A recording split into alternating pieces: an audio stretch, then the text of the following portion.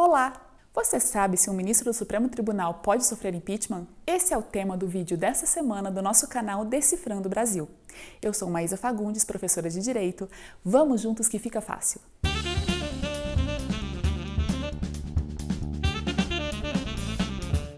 Em primeiro lugar, o que é impeachment? Impeachment é um termo em inglês que significa impedimento. Ele ocorre quando altas autoridades públicas são condenadas pela prática de atos que atentem contra os seus deveres funcionais, que contrariem a finalidade de elas terem sido colocadas naqueles cargos, que é o interesse da coletividade. No Brasil, o julgamento é feito pelo Senado Federal, quando o presidente da República, ministros de Estado, os ministros do STF, o Procurador-Geral da República, que é o chefe do Ministério Público Federal, praticam ou tentam praticar um dos crimes de responsabilidade definidos na Lei 1079 de 1950. Nossa, que lei recente, hein?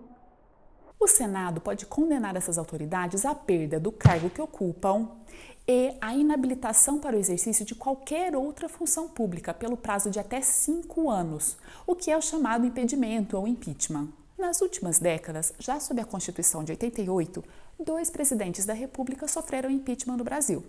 Fernando Collor de Mello, em 1992, e Dilma Rousseff, em 2016.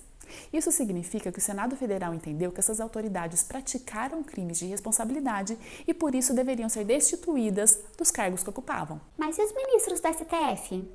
A Lei 1079 define crimes de responsabilidade específicos para os ministros do Supremo Tribunal Federal. São eles: alterar decisão por vontade própria, sem que tenha havido recurso, julgar quando for suspeito, isso é, parcial, em casos em que tenha interesse pessoal, por exemplo, naquela causa, exercer atividade político-partidária, agir com desídia, isso é, exercer com desleixo as suas funções, atuar de forma indigna ou indecorosa e infringir a lei orçamentária, aplicando mal, por exemplo, recursos destinados ao STF. Mas como é o processo de impeachment?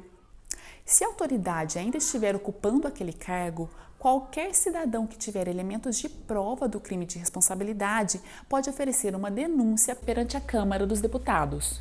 Nesse primeiro momento, é criada na Câmara dos Deputados uma comissão especial que elabora um parecer, isso é, um documento que traz a opinião da comissão a respeito da acusação. Há então uma votação inicial, na qual a maioria dos deputados federais presentes decide se o processo deve ser instaurado e encaminhado para o Senado Federal ou não. Instaurado o processo, a autoridade acusada tem a oportunidade de se defender. É feita então uma nova votação de parecer, na qual a maioria dos senadores presentes novamente decide se arquiva ou não aquela acusação. Se não arquivar, a autoridade acusada fica suspensa das suas funções, com a perda de 1/3 dos seus vencimentos, e pode ainda sofrer um processo criminal, caso aquele fato também configure um crime definido no Código Penal ou em outras leis penais. O processo segue com a produção de provas a respeito dos fatos denunciados. Quem preside o julgamento é o presidente do Supremo Tribunal Federal, ou seu substituto, caso seja ele o acusado. Mas quem julga de fato são os senadores. O julgamento é feito em votação nominal pelos senadores, isso é, os senadores são chamados um a um pelo seu nome para que possam votar.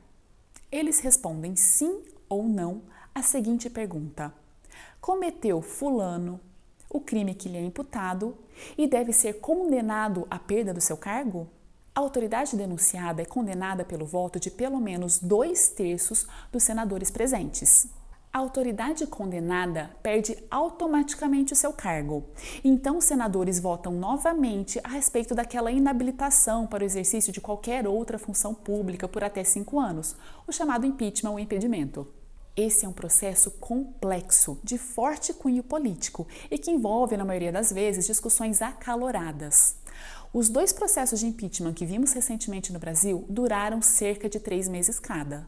Mas o impeachment é um instrumento fundamental para a manutenção da legitimidade das instituições, porque é preciso que a população confie na idoneidade, na honestidade das autoridades públicas. E nenhuma ilegalidade deve ser tolerada, especialmente se cometida por aqueles a quem é confiado o poder de julgar os seus semelhantes. Se você gostou desse vídeo, deixe seu like, se inscreva no canal, clique no sininho para habilitar as notificações de novos vídeos e deixe nos comentários alguma sugestão para novos vídeos nas próximas semanas ou mesmo alguma dúvida.